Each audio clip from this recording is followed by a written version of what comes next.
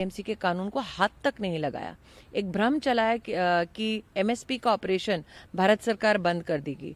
भारत सरकार ने सदन में, संसद में और सदन के बाहर आश्वस्त किया कि एमएसपी की ऑपरेशंस और बेहतर तरीके से चलाई भारतीय जनता पार्टी ने, एनडीए की सरकार ने।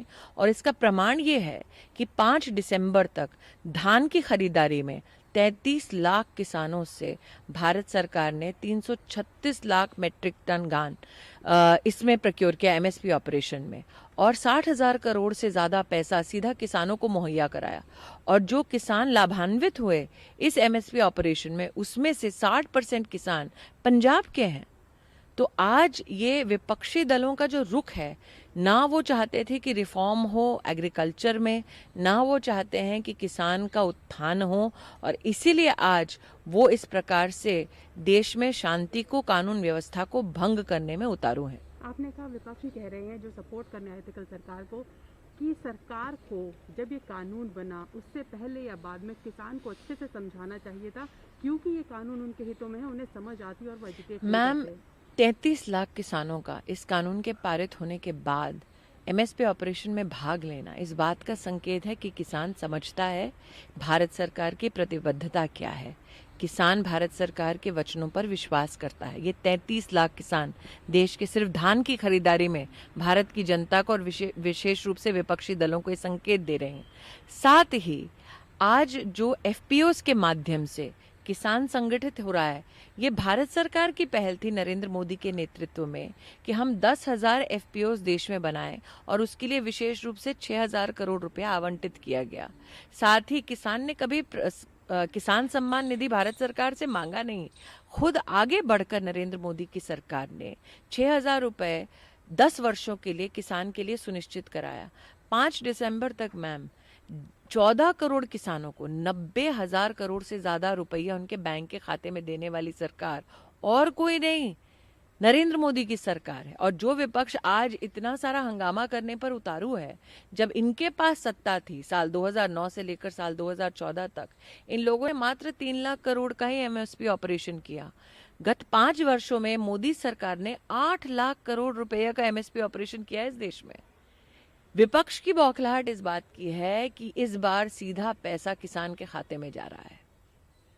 किसानों की बात, आप उत्तर प्रदेश से आती हैं, क्या कारण है कि उत्तर प्रदेश के किसान उस तरीके से पार्टिसिपेट नहीं कर रहे हैं इस एजुकेशन? पॉलिटिकल कहीं ना कहीं एक इंटरफियरेंस है कि अराजकता फैले। जब आपको याद होगा इस बिल के संदर्भ में चर्चा हो रही थी, तो पंजाब की सरकार ने अपने राजनीतिक दल और अपनी राजनीतिक मंशा को इस बात से प्रस्तुत किया देश के सामने कि उन्होंने बाकायदा ऑर्डर निकाला कि सबको बंद में अथवा सबको एजिटेशन में भाग लेना है।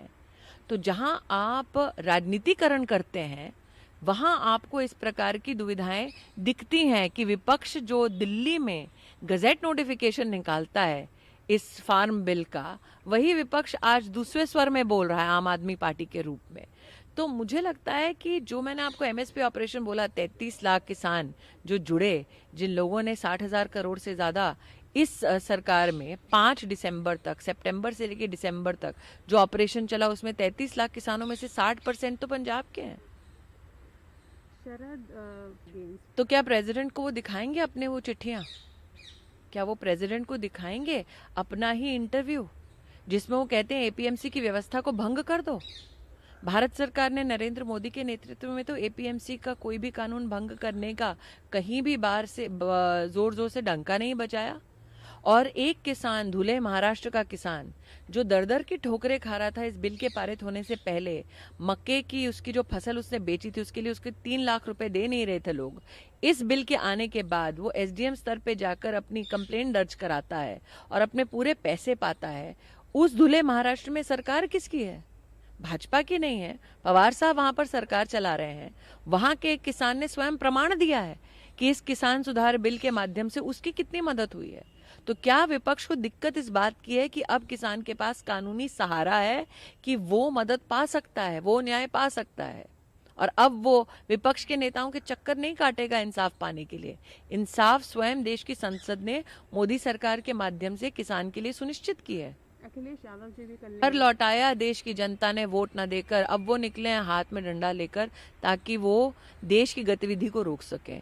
देश रुकने वाला नहीं है, देश आगे बढ़ता रहेगा। तो ये सीधी तस्वीरें आप तक पहुंचा रहे थे जहां पर केंद्रीय मंत्री